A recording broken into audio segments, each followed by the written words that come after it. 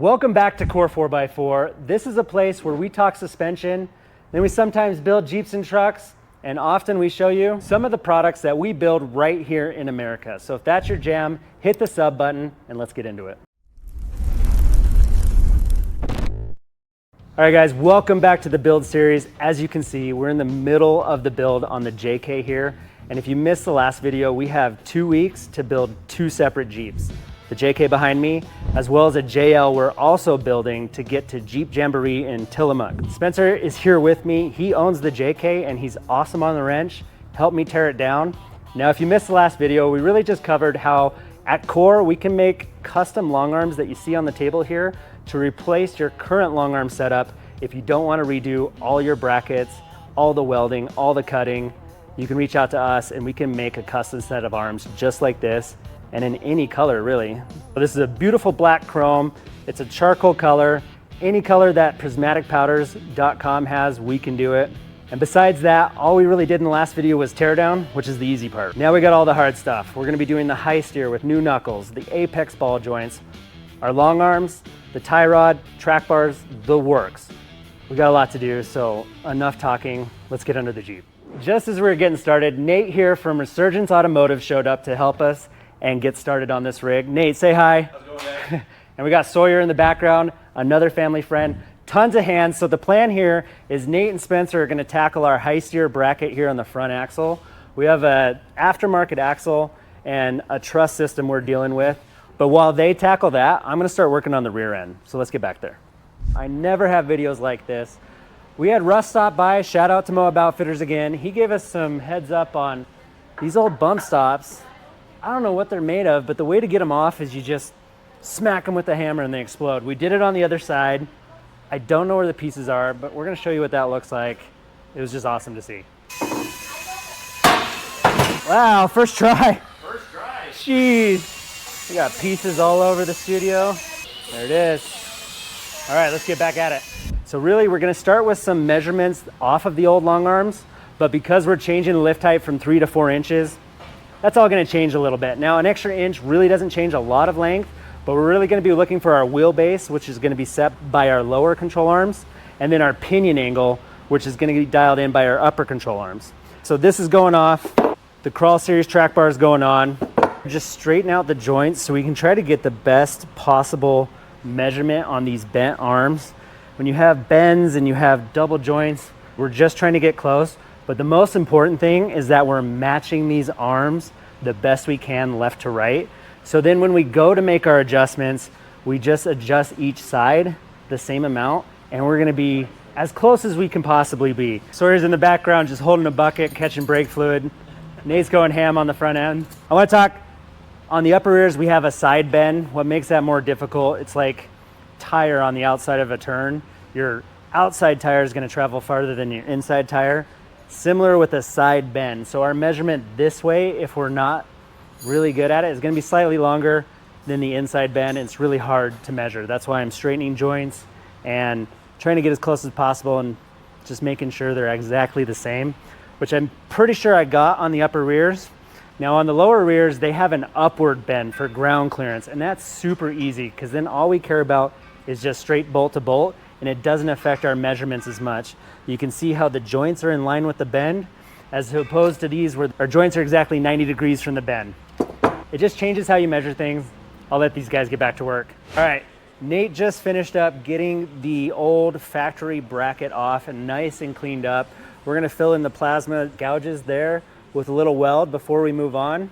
But I'm still working on the back end, so I'm gonna let Nate get to the ball joints, get the steering knuckles off. All that stuff he says is second nature to him. I struggle every time I'm on camera with those ball joint presses, but Nate's the guy. He's got the set.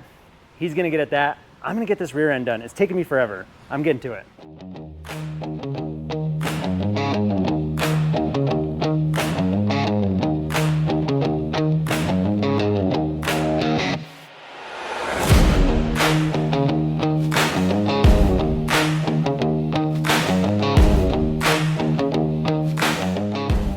Just want to show what's happening here. We did all that measurement to make sure the arms are the same, but because our suspension's completely apart, you can see right there, I'm still like a full bolt hole width off.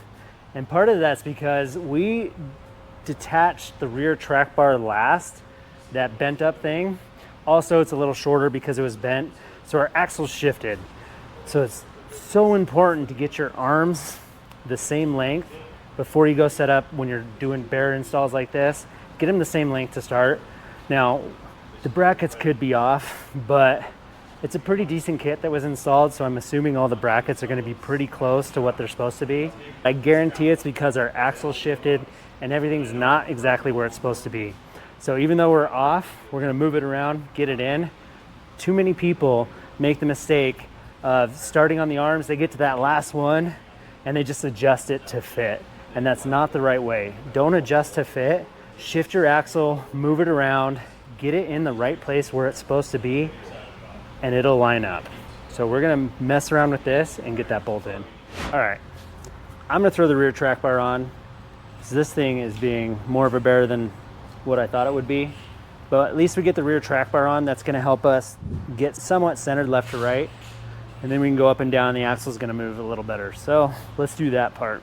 Nate here did off-road community, knuckles, spindles. Walk us through the install. So axles come out first. Yep, brakes come off.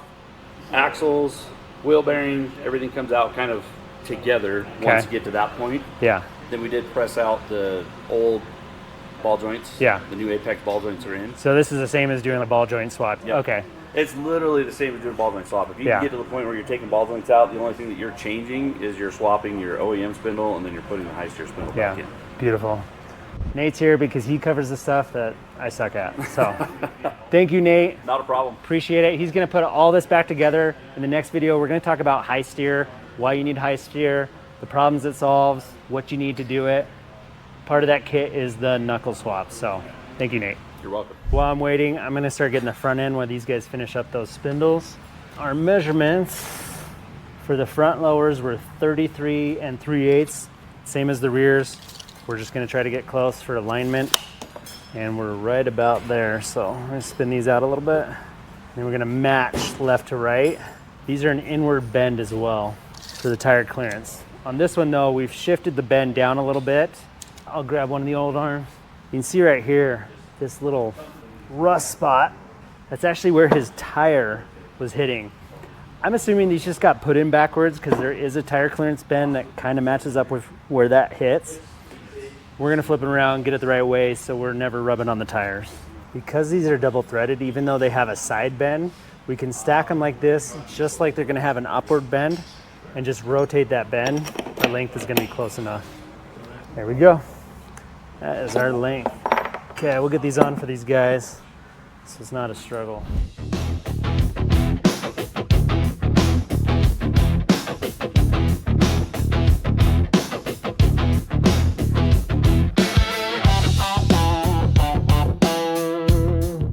All right, guys, this is it for all the help I have on this part of the build. Nate here has been a huge help. Resurgence Automotive in Fairfield, Utah. So what do you guys do out there at Resurgence? We're basically a full service custom and classic vehicle shop. We do custom paint work, late model swaps and vehicles. We do a ton of early Bronco stuff. So we build brand new bodies for those. Basically anything related to classic custom cars, we handle it all in-house. Sweet. So they were a part of your guys' other builds, right? Yeah. Big part of the Chevelle, Sasquatch 79 Wagoneer. Okay, Nate, thank you for coming and helping today. What was your favorite part of the build? Favorite part of the build? Probably getting to play with new products. I've never actually installed a set of the RockJock high steer knuckles, so love that. Cool. Yeah, and we're going to talk more about that in the next video when I go over high steer. Spencer, thank you as always. Sawyer, I got to get you. What was your favorite part of the build? I'd say those. So the bump stop's exploding. Thank you so much. Yeah. Spencer, what about you? Oh, most exciting thing. I'm excited to see the new arms going on the Jeep. They're impressive. And we're wrapping up for tonight. I'm going to be back tomorrow. I'm going to talk high steer. I'm going to get the arms dialed in. I'm going to get this welded on. So I'll see you guys tomorrow. All right, we're back. It's the next day. I'm back by myself. I really liked having all the help, but there was a lot of things I wanted to go over, and sometimes that's easier when I'm solo in here. So I have to get that dang upper rear end. So that's gonna be my first thing I'm gonna get at. But then apparently we cannot get these replacement bushings to do the front. And then on the rear, we can't get our new bump stops. I really wanted to button up the rear today, but we'll see. I'm just gonna get back at it. Enough talking. Let's get that arm in. Now I can do the lift up and down. I don't have to worry about other people under the rig. So we're gonna see, we're gonna go up first. All right, we are in business. Again, match your lengths, work your suspension to get it in, make it easier on your alignment shop. This is perfect. All right, the rear is as far as I'm gonna get it tonight. We're gonna start working on the front. Bushings are here, so we can at least get the arms in and get it as far as we can. Talk to the guys that are gonna be doing the alignment. Shout out to them, Just for Fun Motorsports. They are probably the best at this type of setup for alignments because they build rigs like this. A good off-road shop or someone that deals with Jeeps and trucks and lifts and all that stuff regularly is gonna be your best bet for a good alignment. When you're modding as much as we're modding and changing as much as we're changing, and even if you're not, even if you're doing a small bit, always get an alignment afterward, because what's the point of doing all the work and having all the awesome parts if your Jeep doesn't drive right? Stay away from the big guys that don't specialize in these things. Let's get to the front. Let's get this done. All right, we're going on a mission. We need a longer bar. We need the welder in here anyways. We're gonna go grab a welder at the weld shop. Just tack together an extender. I'm probably gonna regret not welding that all the way. Should be able to get a better swing on it. Let's see what we got. Ah, dang, that's pretty good. All I needed was a little extender bar. All right, let's get that other one. See if we can do it without making a mess. All right, done with that. We're at a crucial step in this series because I need to get the track bar mount done. Now, we've gone back and forth on which bracket to use because we have this truss on an aftermarket axle with an aftermarket upright. And originally we were gonna go with the Synergy bracket here that I have tacked up. But looking at the Jeep and knowing the owner, we want to do it right and future-proof. And the RockJock bracket for this guy is going to be the better fit.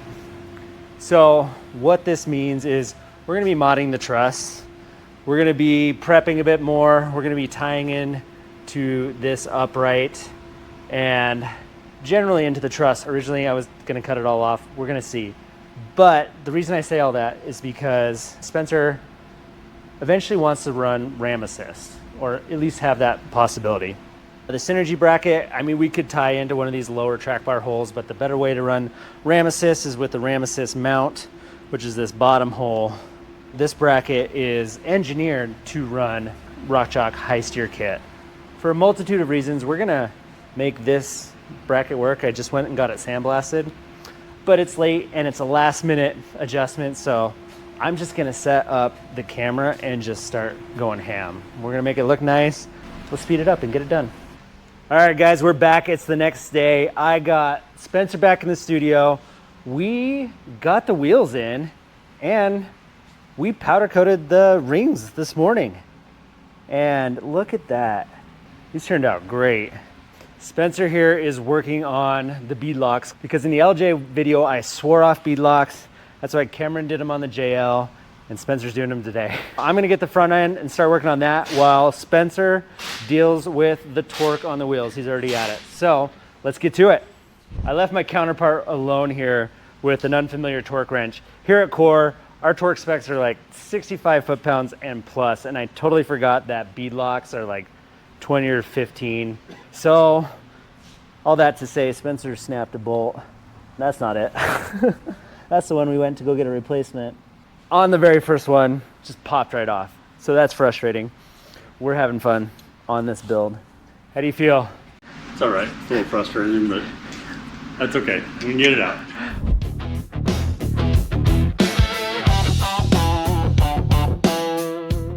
We did it. I'm gonna get the Antirock on. We're gonna get something done today. All right, back at it.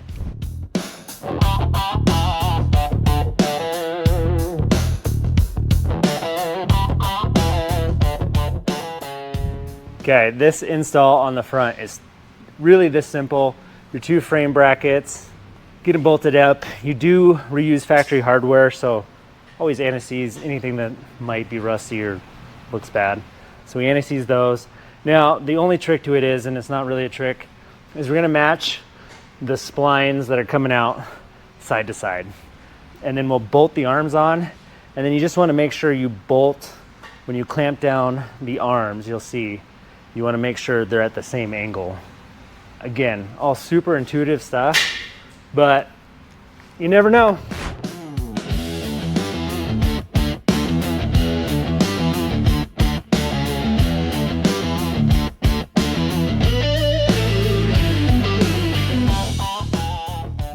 Okay, the main difference on the rear anti-rock for the JK than most of the other anti-rock kits that I've done or seen, in that we're gonna relocate these brake lines here.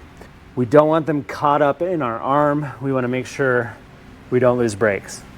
Now, what we are gonna do is we're gonna straighten these and bend them and finesse them. You wanna be really careful with your lines because these are hard lines.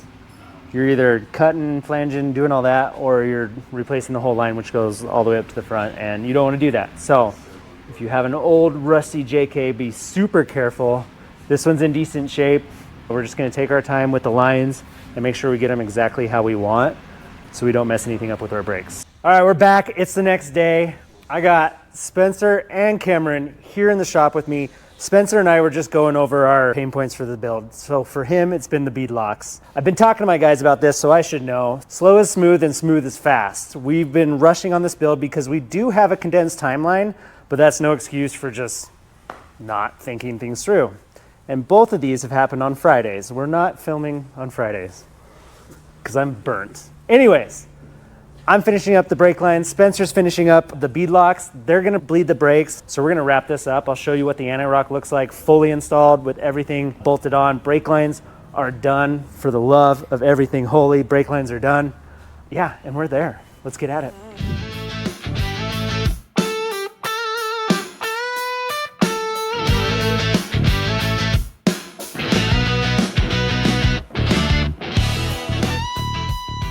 Okay, you'll notice it's important. I put the rod above the frame here first because we gotta basically put the brackets on either end. And we don't wanna do it like the front where we just shove it all the way through. This one, you can just tap the brackets on the end, bolt it right up, and you're done. We'll measure side to make sure we're centered, but have the rod up there, then we'll do the brackets. We did the trimming last night because of this 1/4 inch plate. You have to account for that. If you have an aftermarket bumper, and a lot of you guys are gonna have an aftermarket bumper, they are made to be trimmed. However thick that plate is how thick you're doing or how much you're trimming off of the bracket. So we cut them and then we ground them flat and we took about a 1/4 inch off. There is some room there for variance, but it's important for how these mount and how everything lines up that you account for any plate. Now, if you don't have an aftermarket bumper, you can just bolt them right to the frame. And the non-welded side goes outboard. The welded side goes inboard. And that's, again, so you can trim the non-welded side and have the exact frame width you need for this to function properly. One thing I wanted to address before we put the other side on in the arms, some of your pinch seams here, this part of the body, can interfere with the arms. And the solve, I don't know if this one is, and it's not on all JK bodies, but the solve is just to bend it out of the way. That could be part of the install for you guys. We'll see when we get the arms on, but I wanted to mention that before we move on to this side. But now that we're on this side, we got our shaft sticking out. Now the goal is to get equal lengths sticking out on either side so you're centered. So we're gonna work on this side and then we'll measure and get everything done.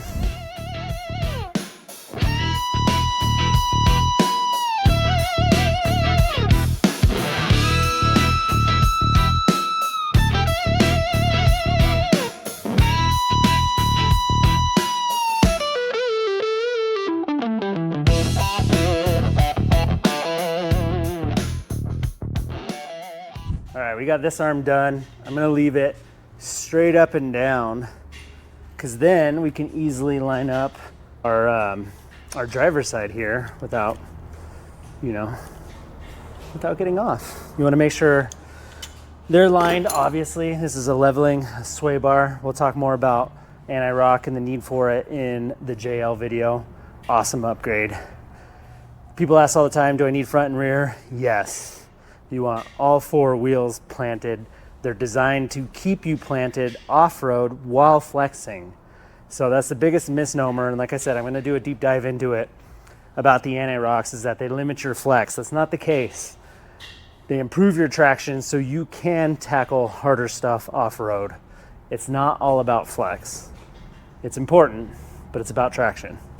And that's what these are designed to do. So let's get the other arm on. And then on the rear, we're gonna use our end links, and that is only for aesthetics. RockJock provides beautiful end links that work great with these. Unfortunately, we can't do it on the front because our end link pocket here is too small for the end links we make, which have RockJock ends on them anyways. That's the reason we're gonna be installing our end links, just purely aesthetics. Spencer's here to keep my sanity, but if this arm hits the brake line going up, I'm gonna lose it. We clear on this side, our axle's pulled over, but if I have to take this brake line off one more time, we're gonna do that. Okay, crisis averted. All right, now it's just the end links and we're done with the rear.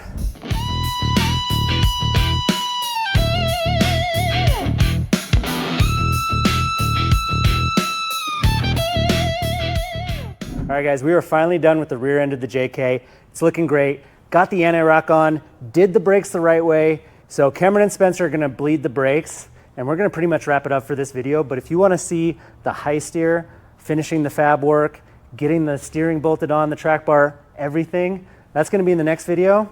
And I am gonna do a deep dive on high steer and Antirock, but not until we get Brock's Jeep in here.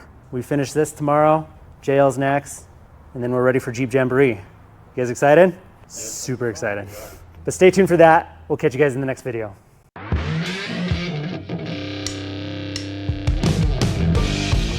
Thank you.